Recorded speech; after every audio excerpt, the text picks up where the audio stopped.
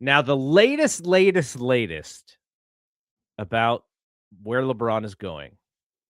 Rich Paul had a whiteboard, Yes, he and did. he wrote the stars on the teams who he thinks are the best fit for LeBron. The Warriors are in the secondary tier. He did not add Jimmy Butler to this list of Warriors players. It was Stephen Dre. I would have put Guy Santos if I was Rich Paul, if he knew better. But I think now here's my take on this whole thing. Obviously, it would be in Rich Paul's best interest and LeBron's best interest as the owners of Klutch to get something done with Anthony Davis. Now, the Wizards have said that they do not want to trade Anthony Davis, though they did just trade for DeAndre Ayton today. Is that correct? Like 30 minutes ago. So some people think it's AD insurance. It could be, yeah, we're trading AD, so we need a big. Um, my take on this thing is, I think it's right for the Warriors to be playing poker here. Now, if it comes down to it, and Steph and Dre are meeting with LeBron, and he's like, "I'm not coming unless this happens," and they believe him, then maybe you do have to kind of figure out if you can get AD. But I think from the poker perspective is you don't want the Warriors to become Team Clutch for essentially one season, max 2 seasons, right? I think the better thing is to say we are actually Team Steph, and Team Clutch comes underneath Team Steph. And if you do want to have a fun year, get Steph and Draymond on your Mind the Game podcast, drink wine with the OGs. You don't have to hang out with any of these youngsters that are probably getting on your nerves on these other teams. Like, come play with us and we'll just have a blast, and we'll play some of the greatest basketball that you would ever want to play. I think that's the right play, because what you're doing is you're staring in the face of Rich Paul and saying, send him to Cleveland. He can be the biggest star in Cleveland again, but then he has to inherit everything that comes with it. And he is not at the level anymore to take that Cleveland team over the top.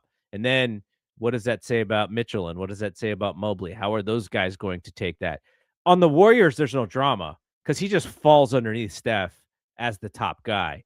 And I think that's the right way to play it, but it may not be the right way to get him if they are if this is the way they want to play it.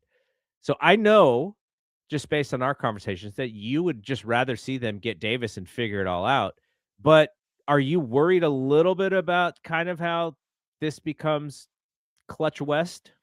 No, I'm not worried about Clutch West. What I am worried about is the Wizards saying, "Oh, so we have to, give up Anthony Davis, a player that we actually like, in order to facilitate you guys getting LeBron." Like, no, you're gonna have to really convince us. And then it's like the Warriors just getting kind of fleeced in a deal. That would Mhm. worry me. But I think from the LeBron side, like, yeah, I agree with what you're saying. Like, okay, if the option is between the Warriors and the Cavs, like, if this is between happiness, like you're gonna be happier getting to see your good friend Draymond every day, getting to hang out with Steph and getting to play fun basketball. Whereas you look on the Cavs side, and there's a really clunky fit there with James Harden.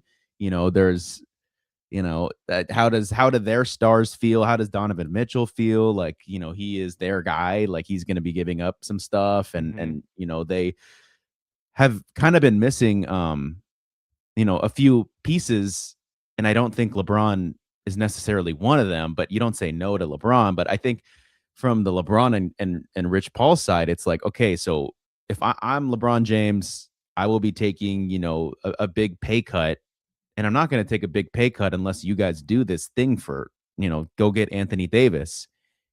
And on the flip side, it's like either you guys do this or you're just going to be the same thing as last year. And I don't know, like that just seems like the worst case scenario for the Warriors to just run it back to me.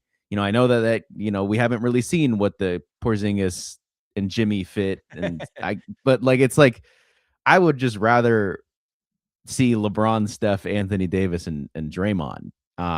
And I know that there's the comments that TK made on the plus minus show of like the Warriors like being a superstar friendly destination. They don't want to just ship their superstars. They want to take good care of them. Jimmy Butler was there when they unveiled their new sponsor, and Jimmy said he thinks this is a first class organization. Like, I get it, and yes, Jimmy Butler would be mad if you sent him to Washington, and yes, but it's just like, what do you want to save face, or do you want to have one more shot? Like, so yeah, if LeBron's going to pull that card and say, I'm not coming unless Anthony Davis is here, and then the Warriors go, okay, so go play for Cleveland, and they try to hardball him and say it's not going to be that fun over there, and the marketing opportunities you have here with Silicon Valley nearby, and you're a businessman, and the yada yada, like, they could play that card. But if he ends up choosing another team and they have to be like, okay, let's go with our plan B, which is friggin' Jock Landale, or if he already signed, it's just like, what's the other options? And I bet you they suck. So, there might be some hubris in this, because I think you're right in that way. But if you're Joe Lacob and you don't want to bow down and kiss the ring, very much like Pat Riley, when Pat Riley, after those 3 years, he was like, dude, you know what we're doing here. You know what we got. Like, let's just run it back. And LeBron was like, no, I'm good. I got what I needed out of Miami. I'm now gonna go back. And Pat Riley was like, something wrong with this dude. Like, that was Pat's mentality. And LeBron was probably thinking the same way. There's something wrong with this old man. But if you're Joe Lacob, you probably think you have other moves, right? You're like, we can do this thing for 1 or 2 years, and Oracle, the building will be popping. the Chase, season ticket prices will be insane. they'll be LeBron and Steph. insane, and what we, but you know what also is going to happen? People will be thinking that you're getting all 3 guys playing, and then one of them's going to be out, Yeah. and then you're like, oh man, I just paid 2x for this ticket, and now one of them's Yeah, not thank playing. God I live in San Francisco. I could buy Warriors tickets like day of, so I know who's playing, who's last not. second.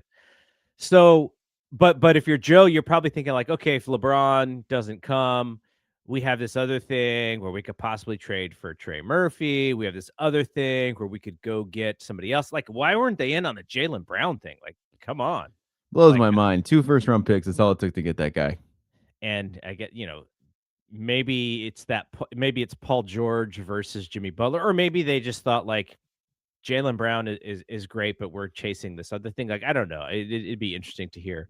But I do think that they probably feel like they have another move, and they do think that they're the smartest team in the NBA, and it's light years, and that's the mentality. So when you think about it that way, when you think that you always can figure it out if plan A doesn't work, I could see why they wouldn't bow down to Klutch in this way. Yeah, But then you could lose out on everything, because exactly. It's we've been thinking that, though they did pull off the Jimmy thing when we all didn't think that that was the greatest idea at the time, and it worked for that one season. If Steph doesn't get hurt, they you might probably be looking at a conference finals. yeah, they probably take Minnesota all the way to 7 and maybe even win. And So then it's just you things have like that. OKC, and then maybe you end up in, that Pacers fight. Who knows? But yeah, like that when it worked and what it looked like even before Jimmy went down, I know it was a tough start to the year, but they had just started winning stuff. Like, they got that Spurs, they won those 2 Spurs games. And then, I forget how much time passes in between that, but it finally looked like it was actually starting to kind of get put back together. And then Jimmy goes down. So yeah, there's no clear path to like contention. And so why not? I guess why not just have, LeBron and Anthony Davis? Because yeah, why not? Because there's no clear path to contention. But then you gotta re-up Davis. Like, that's part of the thing too, is you gotta, and if you look at the Boston thing now, this won't be too much on the Boston Jaylen Brown thing. It very much seems that they did not want to be paying 2 players $50 million a year to play basketball together, because it just hard caps them very quickly, and you cannot add the depth pieces that you would want, and then it The becomes one all thing about they hitting do the have draft. though is the depth pieces. Like, don't you like what Guy Santos as the ninth man. Like, doesn't that like sound like pretty good? Like I feel like they've always, for these past couple of years, they've had 6 through 9, where it's like, okay, like those guys like look like they're in their correct rotation spots. Melton, They don't but have it's the like 3 the and D guys at the length, top. though. They don't have that 3 and D length that some of these other teams have.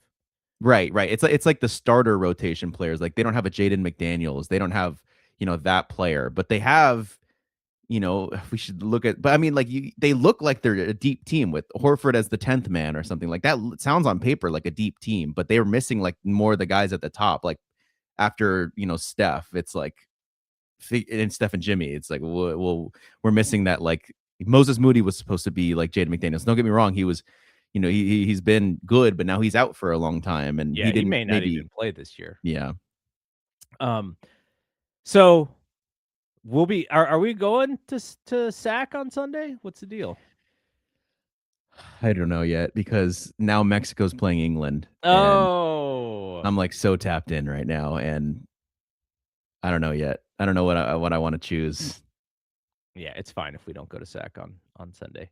All right, so that is it. So Ghost says Boston fans are furious. Am I evil for enjoying that a bit? Nope, not evil at Not at all. all. Not I'm at all. psyched. I love Boston kind of fans being upset. I love making fun of the snow time Lakers. Like, hey, and other teams are probably making fun of us, thinking we're going to get LeBron and then we're not going to get him. So Yeah, yeah, it's gonna, all these popular totally. teams, we got lots of fans, but also lots of people who are not fans. So